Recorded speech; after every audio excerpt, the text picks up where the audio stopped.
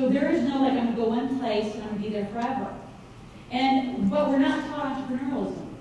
One of the things that Live Out Loud just launched in, I have, let me tell you a little about Live Out Loud too, because you don't know a lot about us, but in, like I said, I worked with Kiyosaki for 5 years, and in 2002 we launched Live Out Loud. And I was pregnant, 34 years old, and the little guy's running around here, that cute little guy you saw on stage, he's now almost 8 years old.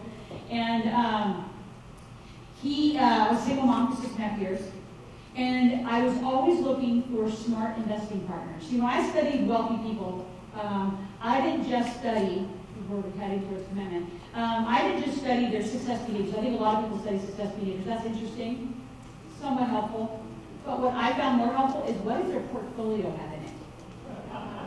Like, what do they really invest in? Because wealthy people, like, don't you really wonder, like, how is it that so few families, like large families, command enormous wealth? Like, aren't you, I mean, is that a curious question, or is that just an odd person?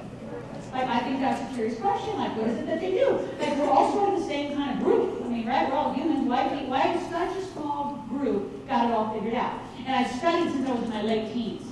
And I started little companies. I was one of those little 7-year-olds who thought, why do we eat breakfast, lunch, and dinner? I mean, why do we have to eat? What kids you eat when you're hungry? I mean, why do we have rules?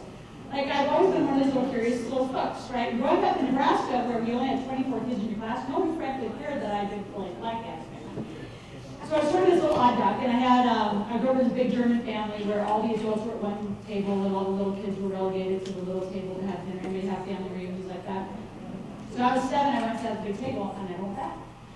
So, again, that's when I started Live Out Loud, is I studied a lot of people. I studied with them, I had worked with them, I've had joint ventures with them, made a lot of money with them, and I knew that it was my time because there was a big piece missing. Like in Kiyosaki's work, which I think is fabulous, what I love about what Robert did is he actually changed America's thinking about assets becoming passive income to cover your expenses.